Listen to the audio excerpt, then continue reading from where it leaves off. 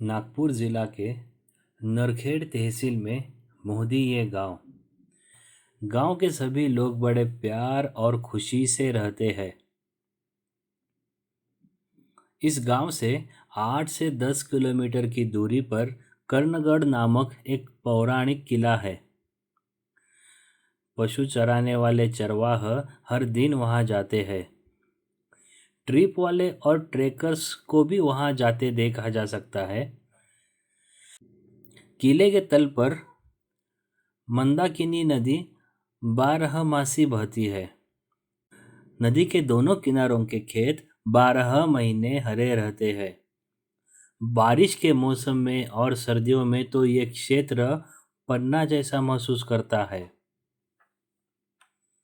गर्मियों में किले पर सूखे पत्ते देखे जा सकते हैं। हालांकि फलिया के अनेक प्रकार के पेड़ वहां पर मौसमी फलों से भरे हुए होते हैं। वार्षिक परीक्षा की समाप्ति के तुरंत बाद गर्मियों में मोहडी से माध्यमिक स्कूल की सहल कर्णगढ़ गई थी।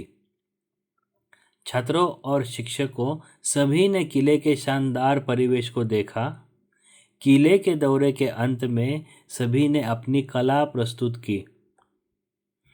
छात्रों का पूरा दिन शानदार रहा। सभी बच्चे किले से नीचे आ गए।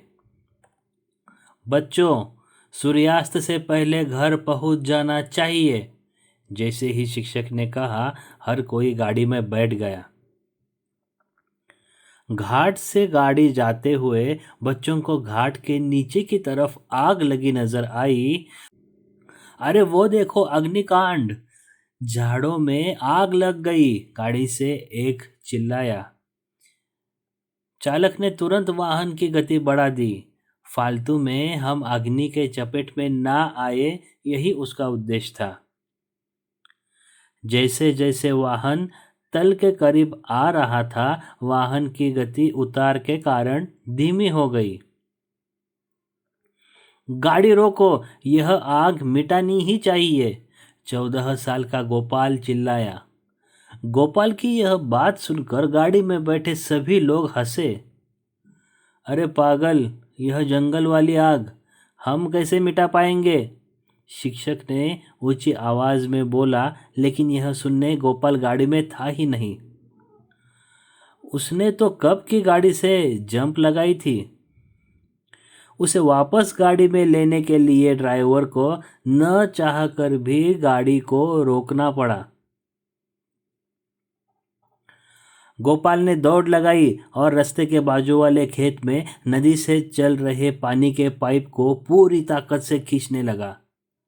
सामान्यतः 2.5-3 इंच परिघी वाले लंबे पाइप को गोपाल आग की दिशा में खींच ला रहा था। यह आग अकेले से बुझेगी ही नहीं, यह मैं जानता हूँ, लेकिन इसका मतलब ये नहीं कि प्रयत्न ही नहीं करना है। सर, इस प्रकार के जंगल ही तो हम आदिवासियों के पालनहार है। और माँ बाप को कोई ऐसे आग के मुंह में छोड़ जाता है क्या?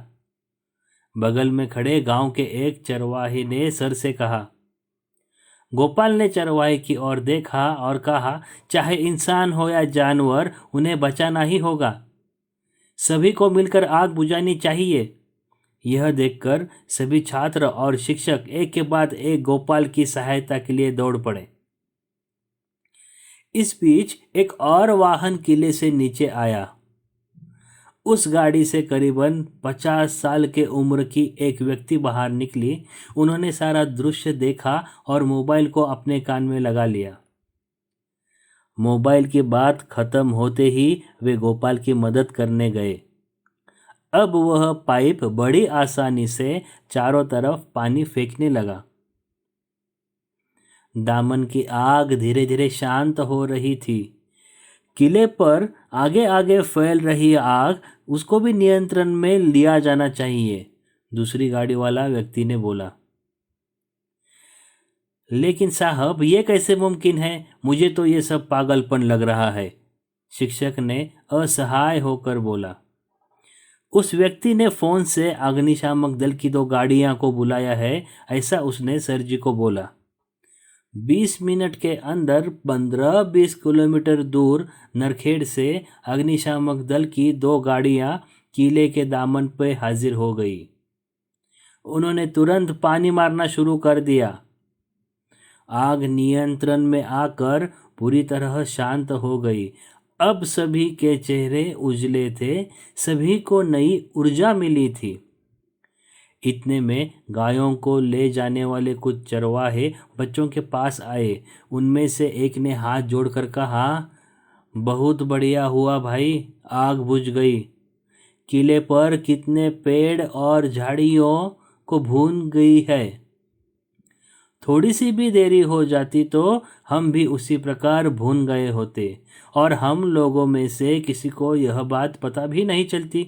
आप सभी मदद करने दौड़े चले आए। यह बोलते हुए उसका गला भारी हो गया। सच में हमारे गोपाल ने इस निरपेक्ष भावना के साथ जान की परवाह न करते हुए यह साहस किया। आज केवल किला ही नहीं तो भेड़ और ये सभी चरवाहे भी बच गए हैं। उसका काम सच में प्रशंसा करने योग्य है। शिक्षक बड़े गर्व के साथ सबको बता रहे थे। अगले दिन के अखबार से यह खबर सारे लोगों तक पहुंची। आसपास के नागरिक गोपाल की बहादुरी की बड़ी प्रशंसा कर रहे थे।